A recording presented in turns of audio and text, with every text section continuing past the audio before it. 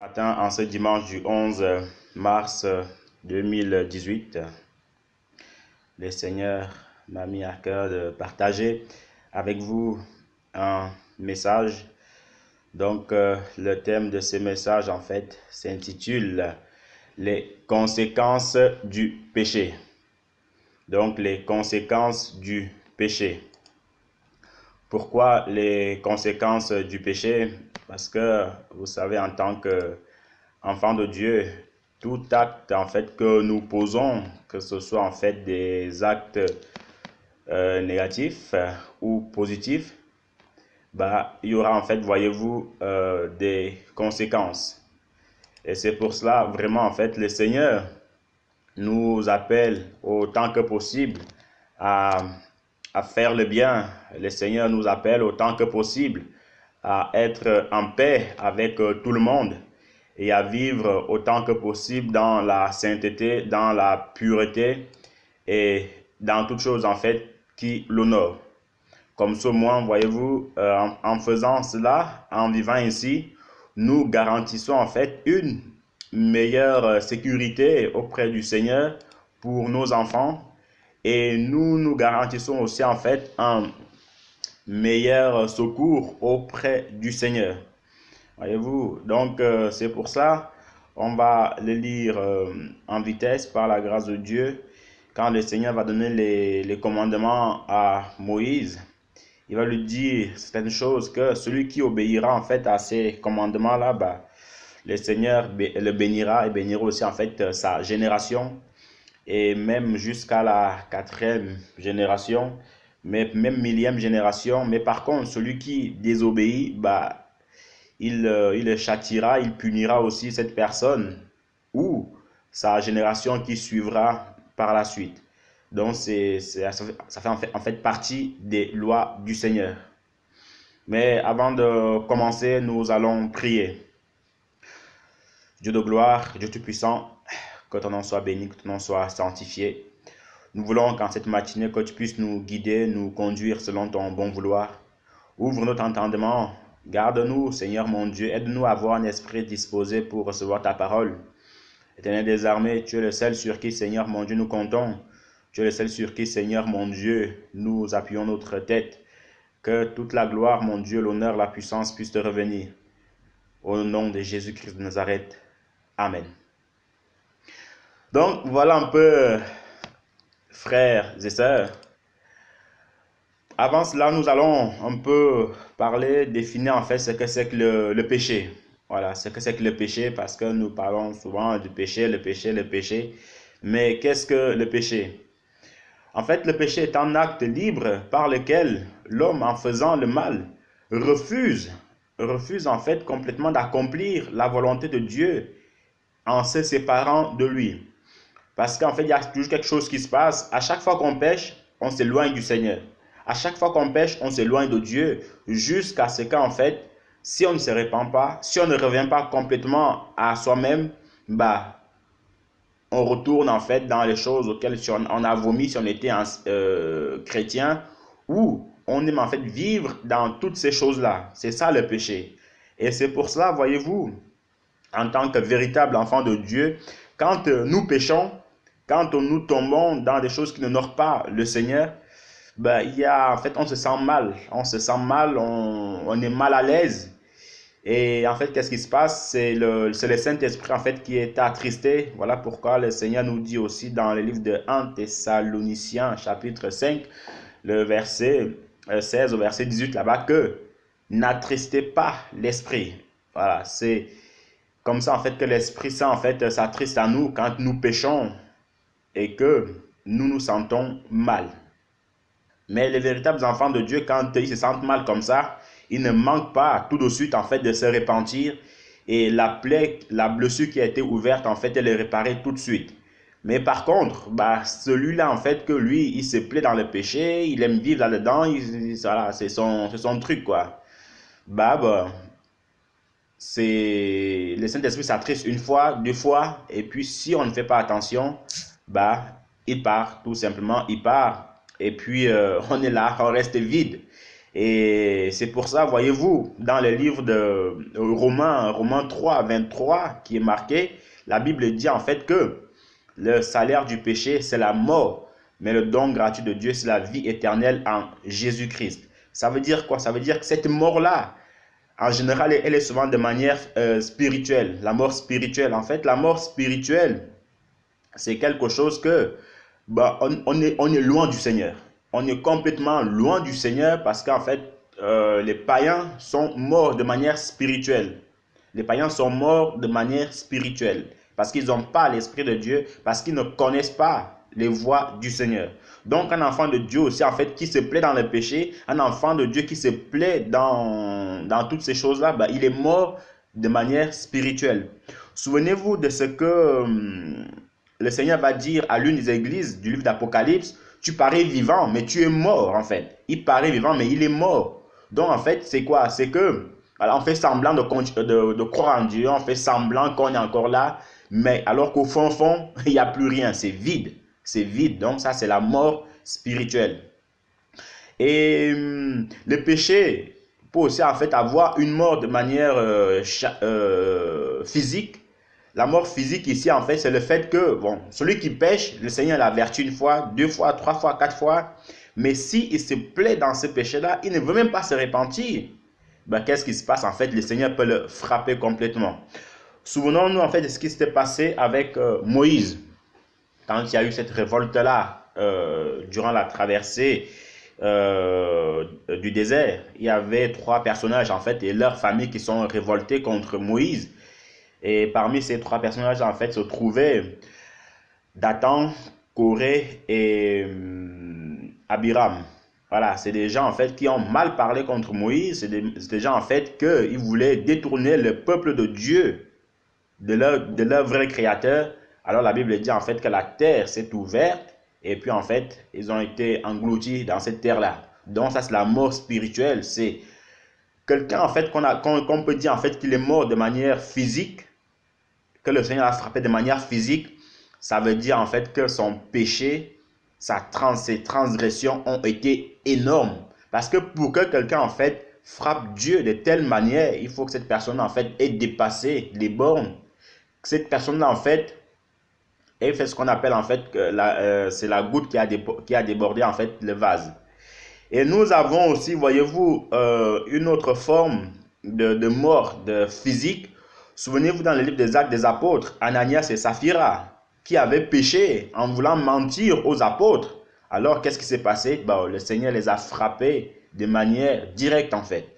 Donc, c'est des choses, en fait, qu'en tant qu'enfants de Dieu, nous devons savoir pour notre instruction et dans notre marche spirituelle. Donc, voilà, on pense ce qui concerne Romains 3, le verset 23. Maintenant, le péché, frères et sœurs, a des synonymes. Voilà, on a comme synonyme, le péché, ça peut être un crime, parce que quand quelqu'un tue son semblable, c'est un crime. Il y a le mal, il y a un manquement, une offense au Seigneur et une transgression. J'aimerais aussi en fait attirer notre attention par rapport en fait, au fait d'offenser Dieu. Parce qu'à chaque fois, à chaque instant que un enfant de Dieu, il pêche, il est en train de blesser, sans même s'en rendre compte, le cœur de Dieu. Il est en train de le blesser, le cœur de Dieu saigne. Voilà pourquoi il ne cessait jamais de dire aux Israélites que soyez saints, comme moi aussi je suis saint. Soyez saints, comme moi aussi je suis saint. Soyez saints, comme moi aussi je suis saint. Et nous devons savoir une chose, c'est que à chaque fois qu'un enfant de Dieu, il pêche, qu'est-ce qui se passe? Il recloue encore, il montre encore l'image que le Seigneur doit encore venir mourir pour lui à la croix, alors que le Seigneur est seulement venu mourir qu'une seule fois et pour toutes en fait. Donc vraiment, par la grâce de Dieu, avec les forces que le Seigneur nous donne au quotidien, efforçons-nous de nous tenir dans la sanctification, efforçons-nous de nous tenir en fait dans la sainteté et efforçons-nous aussi en fait de vivre une vie qui honore le Seigneur. Sinon, ça sera vraiment très compliqué d'accéder au ciel Ça serait vraiment très compliqué d'être agréable au Seigneur. Donc, nous allons aussi, durant cet encouragement, ce thème, voir les gens, en fait, qui ont manqué de but, qui ont transgressé, en fait, les lois du Seigneur et quelle a été, en fait, les conséquences, en fait, les conséquences de ce manque de but-là, en fait. Mais par la grâce de Dieu, voyez-vous, c'est des gens qui, après avoir péché et se sont repentis, c'est des gens qui ont servi le Seigneur, c'est des gens en fait qui étaient des serviteurs de Dieu et le Seigneur en fait les a toujours agréés. Mais c'est à une seule condition, qu'ils se repentent tout simplement. Mais avant cela, dirigeons-nous un peu dans le livre de Exode. Exode chapitre 34. Exode chapitre 34, le verset Exode 34. Donc, je vais toujours faire la lecture de ce côté. Exode 34, le verset 6. Le verset 6 au verset 7. Que nous dit la Bible? Exode 34, le verset 6 au verset 7. Ensuite, le Seigneur passa devant Moïse. Excusez-moi 2 secondes, j'ai pris la mauvaise version qui parle toujours du présent, alors que les choses sont déjà passées, même si nous savons que Jésus-Christ est le même hier, aujourd'hui, éternellement. Mais une Bible qui est toujours écrite au présent, j'ai du mal à m'intégrer. Amen. Donc, Exode 34, le verset 6 à 7. Puis il passa devant Moïse en proclamant encore: Je suis le Seigneur, je suis un Dieu compatissant et bienveillant, patient, d'une immense et fidèle bonté. Je manifeste ma bonté envers les hommes jusqu'à 1000 générations, en supportant les péchés, les désobéissances et les fautes. Mais je ne tiens pas le coupable pour innocent. J'interviens contre celui qui a péché, contre ses enfants et ses descendants, jusqu'à la 3e ou la 4e génération. Donc, mon frère, ma soeur, au travers de cette petite introduction, la suite de cette introduction, vraiment, disposons vraiment notre cœur à écouter ce que le Seigneur nous dit ici. Disposons notre cœur à entendre, à examiner ce que le Seigneur nous dit ici.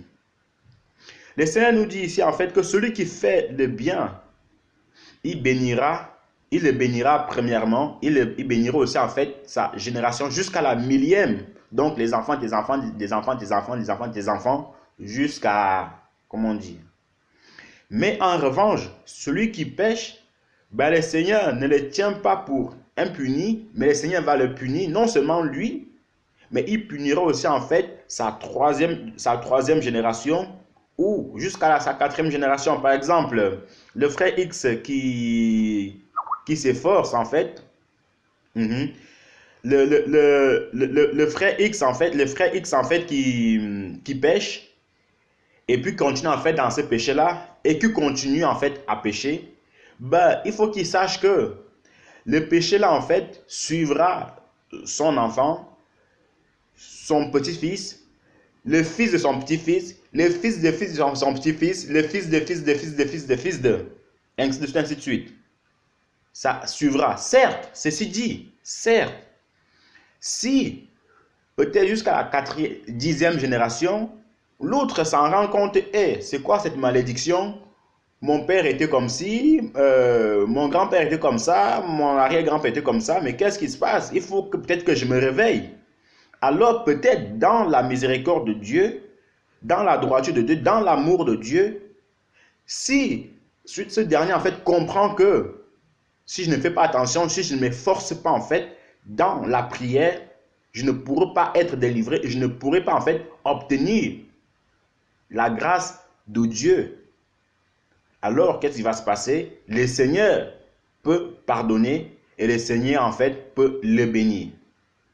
C'est pour ça qu'on dit souvent que il y a des gens en fait qui traînent des liens, il y a des gens en fait qui sont liés. Mais pour en fait, voyez-vous, ils ne s'en rendent pas compte. Et pour en fait, voilà, c'est des choses normales, la vie est belle. Non, la vie n'est pas belle. Tu dois savoir que s'il y a des choses qui ne vont pas dans ta vie et que après même tes prières, ça ne va toujours pas, il faut s'asseoir, se poser des bonnes questions et demander à Dieu en fait qu'est-ce qui se passe. Parce qu'il peut y arriver que notre grand-père ou notre arrière-grand-père ait fait des choses occultes et que ça nous a suivis jusqu'à nous. Mais si on prend en fait les choses à la légère, si on te dit que ça va aller, non, ça ne va pas aller. Tu dois, si possible, prendre des temps de jeûne, des temps de méditation de la parole de Dieu, des temps, des moments de repentance, d'invocation du Seigneur pour que le Seigneur en fait puisse vraiment briser tous ces liens-là. Maintenant, de l'autre côté, le frère Z, qui, voilà, était vraiment fervent dans les choses de Dieu, le frère priait, le frère était ancien de l'église et tout ça, il craignait le Seigneur. Ben, voyez-vous, qu'est-ce qui va se passer? Ben, l'enfant de cette ancienne de l'église, ben, il sera béni. L'enfant de l'ancienne de l'église, il sera aussi béni jusqu'à la 1000e génération. Donc, c'est quelque chose en fait qui va toujours l'un avec l'autre. Tu pêches, ben ça suivra tes enfants s'ils ne font pas attention par la suite. Tu crains le Seigneur, ben cette crainte-là en fait suivra aussi en fait tes enfants par la suite. Un passage qui me vient en tête, souvenez-vous quand l'apôtre Paul va écrire à Timothée, Paul étant dans ses liens, il va dire à Timothée que souviens-toi de la grâce qui était en ta maman Eunice et à ta grand-mère, ainsi de suite, ainsi de suite. Ça veut dire quoi? Ça veut dire que Timothée, ayant eu des parents qui ont craint le Seigneur, qui ont servi le Seigneur, alors Timothée en fait ne pouvait que rentrer dans cette lignée-là. Toutefois, hein, celui dont le père a toujours craint le Seigneur et que par la suite lui veut se perdre, c'est pas ce qu'on lui conseille, mais qu'il sache que s'il se perd, ben, le Seigneur changera le cours des choses parce que Dieu, il est juste. Si tu pêches, ben, il y aura ce qui va avec. Si tu ne pêches pas, il y aura aussi ce qui va avec. En poursuivant, frères et sœurs, nous devons savoir une chose, c'est que quel que soit le péché que nous faisons, parce qu'il y a des gens en fait, il y a des chrétiens, même les païens, on néglige beaucoup de choses. On se dit non, c'est un petit péché, ça va aller, le Seigneur va pardonner. Comme on l'a toujours dit, on ne cessera jamais de le dire. Devant le Seigneur, il n'y a pas un petit péché, il n'y a pas un grand péché. Le péché reste le péché. Parce qu'en enfer, il n'y aura pas un enfer pour ceux qui ont commis un petit péché et un enfer pour ceux qui ont commis un grand péché. Non. Il y aura l'enfer pour tout le monde. Il n'y aura pas un petit paradis pour ceux qui ont essayé de faire les choses bien de Dieu et un grand paradis pour... Non. Il y a un paradis pour ceux qui ont fait le bien, qui ont reçu Jésus-Christ, qui l'ont témoigné. Et en enfer pour ceux qui ont en fait suivi la voie de la perdition. Donc, quel qu'en soit le péché que nous faisons, sachant vraiment que ça aura des répercussions sur nos enfants, sur les enfants de nos enfants. C'est pour cela il faut s'efforcer à craindre le Seigneur. Donc, en avançant un peu, nous allons lire le livre de Genèse. Genèse chapitre 9. Genèse chapitre 9. Qui nous raconte, voyez-vous, une histoire assez triste, mais une histoire aussi en fait qui nous fait penser à ce dont nous sommes en train de parler. Dans Genèse chapitre 9, le verset 23 au verset 27. Genèse 9. Alors Sem et Japheth prirent un manteau, le placèrent sur leurs épaules, entrèrent et à reculons dans la tente et couvrirent leur père. Ils regardaient dans la direction opposée pour ne pas voir leur père tout nu. Quand Noé fut sorti de son ivresse, il prit ce qui lui avait fait son plus jeune fils. Alors il déclara, maudit soit Canaan, qu'il soit pour ses frères les derniers des esclaves. Puis il ajouta, béni soit le Seigneur, le Dieu de Sem, que Canaan soit l'esclave de Sem, que Dieu mette Japheth au large, mais qu'il ait sa demeure chez Sem, et que Canaan soit l'esclave de Japheth. Amen. Ici, nous avons l'histoire de Noé, voilà, un fidèle serviteur au Seigneur, un très grand ancêtre. C'est Noé qui a construit en fait, par la grâce de Dieu, l'arche pour que plusieurs en fait puissent être sauvés. Mais voyez-vous, après cela, la Bible nous dit que, après l'histoire de l'arche, Noé avait construit en fait, s'était fait en fait une vigne. Ouais, donc juste pour aussi notre information, Noé est le premier cultivateur, hein, de la vigne biblique. Il a fait une vigne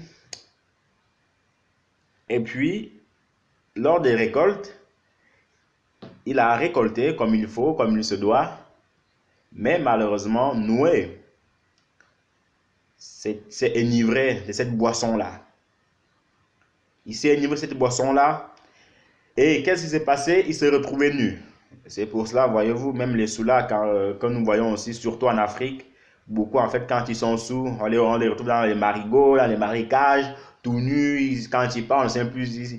Voilà, il peut parler à sa mère comme s'il parlait à son petit frère. Tout ça, en fait, sont les conséquences, en fait, de l'ivresse. Il va se retrouver nu. Et ce Noé avait 3 enfants. Il y avait Cham, Sem et Japheth. Les 2 de ses enfants, en fait, donc à savoir Sem et Japheth, avaient compris que non, c'est notre père, nous ne devons pas le voir nu. Alors ils vont le couvrir. Et en le couvrant, en fait, ils vont se tourner. Bon, on peut à peu près se représenter en fait cette image-là, comment ils ont fait. À l'inverse de l'autre, Cham, lui, s'est dit, ah, de toute façon, mon père, il ne saura jamais que je l'ai vu nu, donc de toute façon, il est sous, il a perdu toute sa connaissance, donc je peux faire comme je veux. Mais ce que Cham, en fait, ignorait, c'est qu'il y avait un Dieu au ciel. Alors, Noé, s'étant remis de ses émotions, s'étant remis, en fait, sur ses pas, il va s'en rendre compte que son petit-fils, non, son fils, pardon, l'avait vu nu. Alors, qu'est-ce qui en est sorti? C'est la malédiction. Et c'est pour cela, voyez-vous, dans le livre de Lévitique, entre le chapitre 18 et le chapitre 19, on nous parle en fait de l'inceste. On nous parle en fait que tu ne devras pas voir la nudité de ton père, de ta mère, de ta soeur, ainsi de suite. Et c'est à partir en fait d'ici que cela en fait comment dirais-je, a pris en fait son début. Donc Noé va dire à Cham qui devait être maudit, enfin non, que son fils, donc le fils de Cham, à savoir Canaan, donc en gros le petit-fils de Noé devait être maudit. C'est assez marrant ici parce que, ce n'est pas Canaan qui avait péché, c'est Cham qui avait péché parce que c'est lui qui a vu la nudité de son père. Mais Noé va plutôt maudire son petit-fils.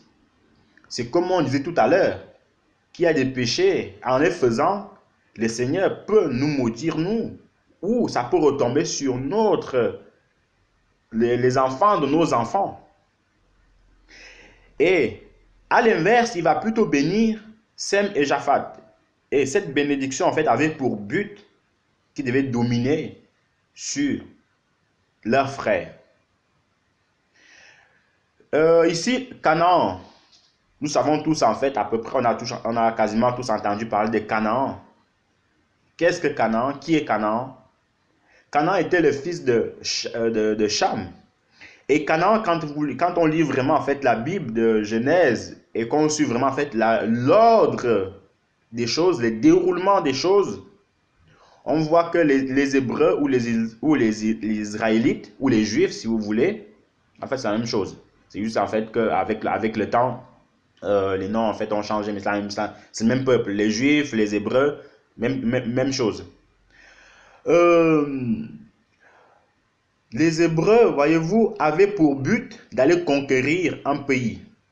Et ce pays-là, en fait, était le pays de Canaan. Un pays où coulait le lait et le miel. Donc, ça montre quoi? Ça montre que la punition que Noé avait donnée à Canaan, c'était en fait que son pays devait être dévoré, devait être assujetti par les Hébreux. Juste aussi pour une petite parenthèse, nous devons aussi savoir en fait que beaucoup de noms que nous voyons aujourd'hui, par exemple Canaan, mais à la base en fait c'est des noms de personnes. C'était en fait des noms de personnes au départ. Par exemple, quand nous prenons en fait Israël aujourd'hui, beaucoup de gens, même des chrétiens, en fait, ne savent pas que Israël était Jacob à la base. Mais son nom en fait avait été changé quand il a lutté contre l'ange de Dieu. Quand il a lutté contre l'ange. Voyez-vous? Donc, beaucoup de noms des pays aujourd'hui, dans la Bible aussi, surtout, c'est des noms de personnes en fait, des personnages tout simplement. Par exemple, ici nous voyons Canaan, qui, pour nous, en fait, ça représentait en général une ville ou un pays, alors que c'était rien d'autre que le fils de Cham. Donc, frères et sœurs, voilà la première conséquence ou le premier exemple d'une personne, en fait, qui a péché contre le Seigneur et sa génération, en fait, en a subi les conséquences. À l'inverse, d'autres aussi, en fait, qui ont été bénis, cette bénédiction, en fait, les a accompagnés tout simplement. Nous nous souvenons aussi, voyez-vous, du péché d'Adam et d'Ève. Mon frère, ma soeur, nous devons savoir aussi une chose, c'est que en ouvrant en fait la porte au péché, en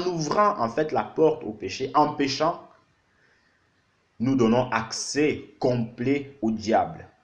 Nous donnons accès complet à toutes sortes d'esprits, à toutes sortes de démons dans notre vie. Ça se passe en fait de manière spirituelle. Nous ne le voyons pas avec nos yeux physiques, mais ça se passe en fait de manière spirituelle. C'est pour cela, autant que possible, autant que nous pouvons lutter contre cela, comme l'apôtre Paul a dit, vous n'avez pas encore lutté jusqu'au sang. Il faut maintenir cette porte-là fermée pour que le péché ne passe pas par nous. En fait, le péché, c'est comme le froid en hiver. Tant que les portes sont fermées, le froid ne rentre pas. Mais si vous laissez en fait une petite ouverture au froid, si vous laissez une petite ouverture à cette porte-là, le froid va faire la fête, quoi, tout simplement. Il va faire la fête, il va s'éparpiller dans toute la maison. Toute la maison, en fait, sera froide, tout simplement. Mais tant que cette porte-là, en fait, elle est fermée, aucune issue au froid, alors il n'y aura rien du tout. Donc, voilà aussi un autre exemple d'Adam et d'Ève. C'est deux personnages en fait qui vivaient tranquillement dans le jardin d'Éden. Ils avaient tout ce qu'ils voulaient, ils mangeaient bien, ils jouaient bien, tranquillement quoi. Mais une fois qu'ils ont ouvert la porte au péché, donc en mangeant le fruit de l'arbre du bien, de la connaissance du bien et du mal, alors une énorme porte s'est ouverte à l'humanité. Dans ce péché-là, voyez-vous, il y a l'impudicité en fait qui est entrée. Dans ce péché-là, il y a les crimes qui sont rentrés. Dans ce péché-là, il y a l'adultère qui est rentré. Dans ce péché-là, il y a la polygamie qui est rentrée. Dans ce péché-là, il y a le vol qui est rentré. Dans ce péché-là, il y a le mensonge qui est rentré. Dans ce péché-là, il y a des sacrifices qui sont rentrés.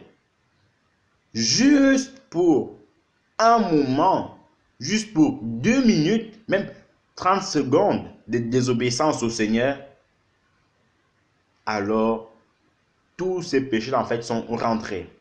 Voyez un peu les conséquences que cela peut engendrer dans notre vie quand nous ouvrons en fait les portes au péché, alors qu'au départ il n'était pas ainsi. Et vous savez, avant que ces deux personnages en fait ne pêchent, ils étaient entre guillemets immortels. Parce que la Bible, le Seigneur dit en fait que on va les faire comme nous, semblables à nous. Ils pouvaient vivre des millénaires, mais à peine ils avaient péché, Alors le Seigneur s'est dit, non, on va limiter leur vie. On va limiter leur vie petit à petit, petit à petit, petit à petit, jusqu'à ce que le Seigneur, en fait, installe la vie de l'homme à 70 ans et 80 ans, en fait, pour les plus robustes. Et encore, il a encore fait grâce aux hommes, parce que, au temps de Noé, les gens pouvaient vivre même 900 ans comme ça, 900 ans. Après, ça diminuait, ça diminuait. Plus l'homme, en fait, il péchait, ben, plus ça diminuait, plus ça diminuait, plus ça diminuait, jusqu'à ce qu'en fait, ça se stabilise.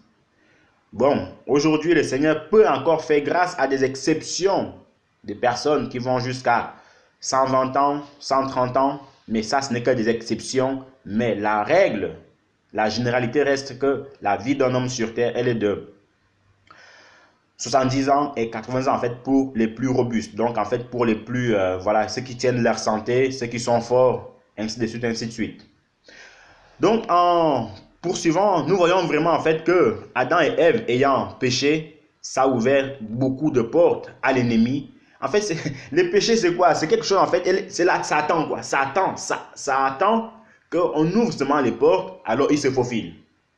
Ça attend qu'il y ait une petite faille, comme le froid, ben, il se faufile. Il se faufile tout de suite. Il n'attend que ça. On va continuer dans le livre de 1 Samuel. 1 Samuel chapitre 11. On va lire le chapitre 11. Même le livre de 2 Samuel, pardon. 2 Samuel chapitre 11. Le verset 1 au verset 8. 2 Samuel chapitre 11, le verset 1 au verset 8. On ne va pas lire tous ces versets-là. On va juste essayer de lire quelques versets et d'essayer de résumer aussi en fait l'histoire là. Puis il lui dit, va chez toi. Donc en fait c'est l'histoire une discussion entre le prophète Nathan et le roi David. Quand le roi David en fait avait pris la femme d'autrui, la femme de Uri, et il avait envoyé Uri en guerre, et pas n'importe quel poste, en premier poste, il savait ce qu'il faisait les gars, en premier poste pour que Uri soit tué, pour qu'il puisse récupérer sa femme. Puis il lui dit, va chez toi et prends un peu de repos. Uri quitta le palais et le roi lui fit envoyer un cadeau. Mais Uri ne se rendit pas chez lui, il alla dormir en compagnie des soldats de la garde royale, près de l'entrée du palais. Lorsque David en fut informé, il interrogea Uri. Voyons, tu viens d'arriver après un long trajet, pourquoi ne vas-tu pas chez toi? Majesté, répondit Uri, le coffre sacré du Seigneur ainsi que l'armée d'Israël et de Juda n'ont pour abri que des tentes. Le général Joab et tes officiers campent en rase campagne, et pendant ce temps, moi j'irai à la maison pour manger, boire et dormir avec ma femme. Ainsi de suite, ainsi de suite. L'histoire nous raconte en fait notre ancêtre que nous avons beaucoup d'estime, pour lequel nous avons beaucoup d'estime, puisque c'était l'homme selon le cœur de Dieu, c'était l'homme qui a servi le Seigneur de manière correcte, de manière droite. Mais comme nous sommes tous des humains, il a failli à quelque chose. Et de cet adultère-là, de ce crime-là, bon, voyez-vous qu'est-ce qui s'est passé? La porte aussi, en fait, s'est ouverte. La porte du péché s'est ouverte devant David. David, pour lui, il se disait, moi je suis roi, j'ai fait ce que je veux, je prends la femme que je veux. Être roi, être chef devant les Seigneurs ne donne pas tous les droits. Ça, c'est quelque chose en fait que nous devons vraiment comprendre. Quand le Seigneur nous place chef ou roi dans une nation ou dans une maison, le Seigneur veut en fait qu'on respecte, premièrement, la population. 2, si on est chef à la maison, qu'on respecte notre femme, qu'on respecte nos enfants. 3, qu'on respecte en fait les gens que nous devons respecter. C'est pas parce qu'on est chef qu'on doit maintenant écraser, marcher sur tout le monde. Surtout un chef qui se dit craindre le Seigneur. Donc, voilà que David va prendre Bathsheba, qui justement sera la mère de Salomon. la mère de Salomon. Et pour lui, c'était normal, la vie était belle, tranquille. Mais devant le Seigneur, ce n'était pas aussi tranquille que ça. Alors, le péché ayant été commis, le péché étant entré, David va ouvrir une porte grandement ouverte au péché. À savoir quoi? À savoir que quand nous lisons de nouveau 2 Samuel, le livre de 2 Samuel, le chapitre 13, on va le lire en vitesse, 2 Samuel, le chapitre 13, 2 Samuel, le chapitre 13, le verset 23 au verset 31, nous voyons comment David, ayant ouvert cette porte-là au péché, il va y avoir en fait une succession de malédictions, une succession de malheurs durant son royaume. Donc 2 Samuel chapitre 13, le verset 23 au verset 31. La Bible dit, 2 ans s'écoulèrent. Un jour, Absalom, qui avait les tondeurs de moutons chez lui, à Baal-Hassor, près d'Ephraïm, y invita tous les fils du roi. Il alla trouver David et lui dit, « J'ai chez moi les tondeurs de moutons, fais-moi l'honneur de venir à cette fête avec tes ministres. » « Non, mon fils, répondit le roi, ce serait une trop grande charge pour toi si nous y allons tous. Absalom insista, mais le roi refusa d'y aller. Il lui donna simplement sa bénédiction. Absalom reprit, « Puisque tu refuses de venir, permets au moins à mon frère Amnon de nous accompagner. » Pourquoi cela demanda le roi. De nouveau, Absalom insista et finalement le roi laissa Amnon et ses autres fils partir avec lui. Absalom prépara un festin, un vrai festin de roi. Ensuite, il donna des ordres à ses serviteurs. « Surveillez Amnon, leur dit-il, quand le vent l'aura rendu bien joyeux et que je vous dirai, frappez Amnon, tuez-le, allez-y sans crainte. J'en prends la responsabilité. Alors, courage, montrez-vous vaillants. » Les serviteurs exécutèrent l'ordre d'Absalom et tuèrent Amnon. Aussitôt, les autres fils du roi se levèrent de table, montèrent chacun sur son mulet et s'enfuirent.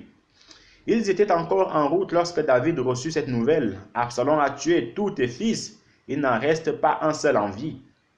Alors le roi déchira ses vêtements et se coucha à même le sol.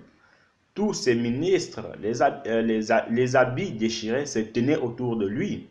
Mais Jonadab, fils de Shama et neveu de David, prit la parole et déclara que le roi ne s'imagine pas qu'on a fait mourir tous ses fils, seul Amnon est mort. Absalom s'était promis cela depuis le jour où Amnon avait violé sa sœur Tamar. Frères et sœurs, voici une histoire que la Bible nous raconte, où Absalom, un fils de David aussi, qui a failli voler la royauté à Salomon. Alors, il va ordonner à ses serviteurs de tuer son frère Amnon. Pourquoi en fait cela? Qu'est-ce qui s'est passé au départ? En fait, l'histoire raconte que Amnon avait violé sa sœur Tamar. Et ça, en fait, c'est parti du péché que David, en fait, avait ouvert la porte. Parce que du moment où David faisait bien son travail, du moment où David, en fait, n'avait pas encore pris la femme d'autrui, alors son royaume ne pouvait que prospérer, son royaume ne pouvait que connaître du succès. Ce roi ne pouvait être qu'à l'aise avec le Seigneur. Mais ayant volé la femme d'autrui, ayant désobéi au Seigneur, cette porte grandiose-là va s'ouvrir. Alors son fils va aller violer sa sœur Tamar, ce qu'on appelle l'inceste. Et ce fils-là, Amnon, il va se faire assassiner par les serviteurs de son frère Absalom. Et comme ça ne suffisait pas toujours dans cette même lignée, dans cette même poussée en fait de péché, de conséquences, le roi David lui-même, il va être pourchassé par son propre fils Absalom de la royauté. Et de là, en fait, ça s'est engagé en fait une cavale. Vous voyez bien le roi David en train de fuir, le grand roi David en train de fuir son fils Absalom. Ce qui est encore assez étrange, c'est que David avait tellement un cœur simple, un cœur humble, que voilà le grand roi David, quoi. Le grand roi David, il est en train de fuir son fils qui n'est pas encore roi, il est en train de le fuir. En général, David pouvait se dire, non, c'est quand même moi le roi d'Israël, donc je n'ai pas à fuir mon fils. Mais il va comprendre que, ayant ouvert en fait une porte au péché, ayant ouvert en fait un accès au diable, il n'était plus complètement sous la protection divine. Donc, qu'est-ce qu'il faisait? Il essayait aussi en fait de fuir son fils parce qu'il avait peur que si son fils le trouve, il devait le tuer. C'est pour ça aussi, frères et sœurs, c'est quelque chose en fait que le Seigneur nous enseigne aujourd'hui, c'est que, mon frère, ma sœur, nous devons savoir à chaque fois que nous péchons, sachant que petit à petit, la main de Dieu se retire dans notre vie. La main de Dieu se retire dans notre vie, elle se retire dans notre vie, mais en se repentant, cette main-là, en fait, elle revient petit à petit, petit à petit, petit à petit. Et c'est pour ça que le Seigneur dit toujours, en fait, que ces anges, en fait, campent autour de tout ce qui les craint. On dit bien de tout ce qui les craint. Pas de ce qui vit dans le péché. Non, autour de tout ce qui les craint. C'est-à-dire quoi? C'est-à-dire que, en créant le Seigneur, nous avons la complète protection de sa puissance. En le craignant, nous n'avons rien à craindre devant le monde. Mais quand nous vivons dans une vie de péché, c'est difficile en fait de compter sur le Seigneur. Le Seigneur veut bien nous aider, mais ça reste que ce péché-là fait obstacle à la main de Dieu dans notre vie. Donc, en poursuivant, va s'engager en fait cette cavale-là, le roi David qui va continuer à fuir en fait son fils Absalom. Mais, quelque temps après, le Seigneur va restaurer les choses. Nous allons aussi voir, dans cette même lien-là, en fait, voyez-vous, Salomon, qui va aussi pécher contre le Seigneur avec ses femmes. Juste une petite parenthèse, hein, par la grâce de Dieu. Pas à l'époque, parce que la parole de Dieu ne change pas. Les Hébreux, le Seigneur en fait avait instauré en fait une loi complète pour tout le monde. Les rois hébreux ou les rois en fait juifs avaient des restrictions, avaient des interdits. Premier interdit, tous les rois des Hébreux, ils devaient être juifs. Aucun roi hébreu ne devait venir d'un autre pays. 2. Les rois juifs, tous les rois juifs en fait, devaient avoir une seule femme. Tous les rois juifs devaient avoir une seule femme. 3. Tous les rois juifs en fait devaient en fait continuer à craindre le Seigneur. C'est pour ça on dit toujours en fait que bon, ceux qui veulent se perdre en disant que Salomon avait eu 4 femmes, 1000 femmes, ben qui se perdent, vous voulez quoi là? Mais la parole de Dieu, elle est claire. Si toi tu veux faire comme Salomon, ben faut être comme Salomon du départ jusqu'à l'arrivée.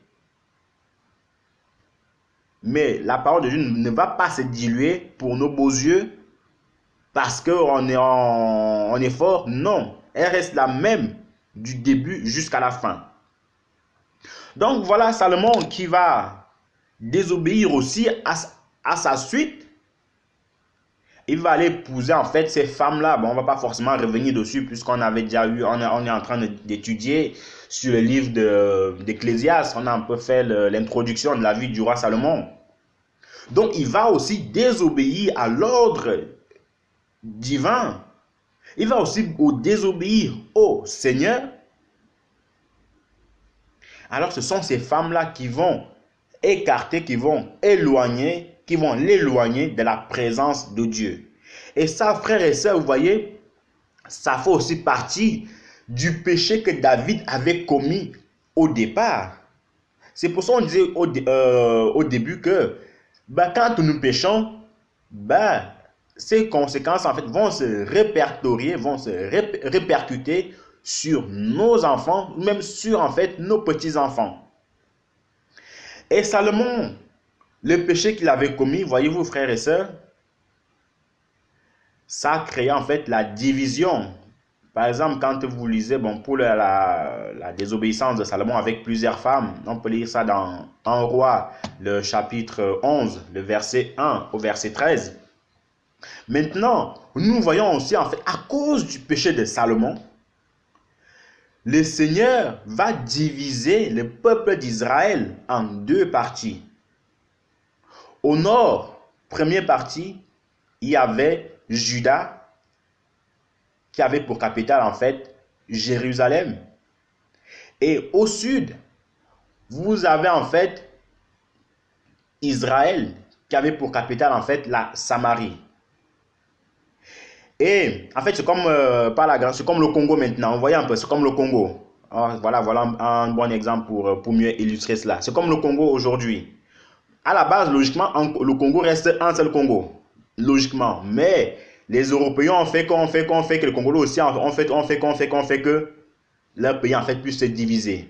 C'est pour ça que vous voyez aujourd'hui, il y a le Congo Brazzaville, il y a le Congo Kinshasa avec un roi à la tête de chaque Congo. Mais au départ, il n'était pas ainsi. Donc, c'est ce qui s'est passé en fait avec Israël. Et on avait au départ, toujours après ce schisme, en fait, on appelle ça en fait le schisme, la division, la séparation.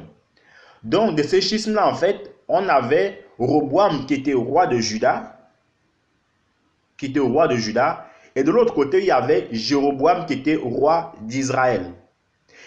Et après ces rois-là, en fait, est encore venu d'autres rois.